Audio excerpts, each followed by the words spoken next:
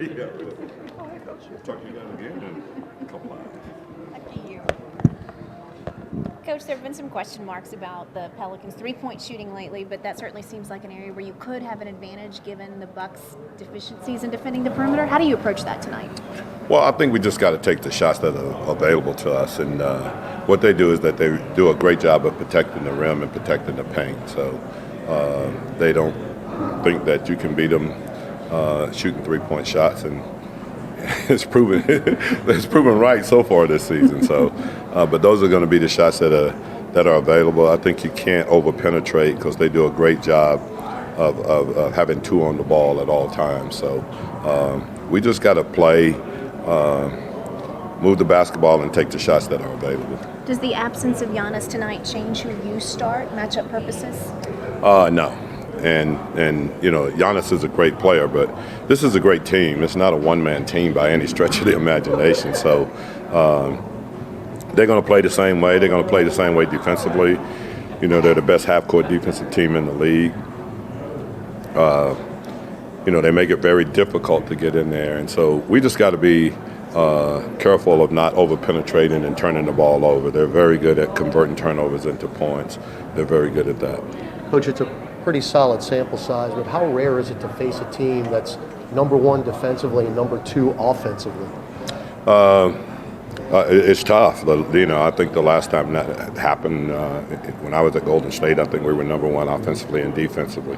But it's something that's when you play at a high level defensively and you're able to score, move the basketball, shoot a high percentage, you know, from the three-point line. That's a pretty good combination, really. To add to that, they also play at the fastest pace, and again, it was that Warriors team that could actually do that. How difficult do you find it to be that good defensively and then also play really quickly? Well, I think what you find out is that you know, guys like Bledsoe and those guys, they're like a one-man break anyway. They rebound the basketball. They have the ability to push it. Obviously, you know what Giannis can do in those situations. So it's really difficult. That's why. As tough as it is, you can't send too many guys to the offensive boards. You got to get back and try to have enough to, especially with Giannis. You know, I mean, obviously he's not playing tonight, but you got to get back and try to wall Bledsoe and these guys in because they do such a great job. And then when they get it in the paint and there's two guys there, they do a great job of finding three-point shooters. I think that's why they shoot at such a high percentage. I think people often think of Giannis as the rim protector, but it's Brook Lopez that is there just pretty much all the time at the rim waiting for you guys. How tough does this drop scheme make it for you to have young guys that have to pick, all right, do I shoot the floater, do I shoot the three, or do I go all the way in? Well, I think you make a good point there. Brooks always in the lane, and I mean always, if you know what I mean. I mean, he is always in the lane. You're exactly right there. Whether anybody's in there offensively or not, he's always in the lane. Okay, so you just got to be careful. And you know, one of the things you got to do is you just can't send idle cutters through so that he can cleanse himself and remain in there. So, like I said, the spacing is going to become really important tonight. Coach, you've been very close. Are you encouraged, even despite the record and not having signed the way the team?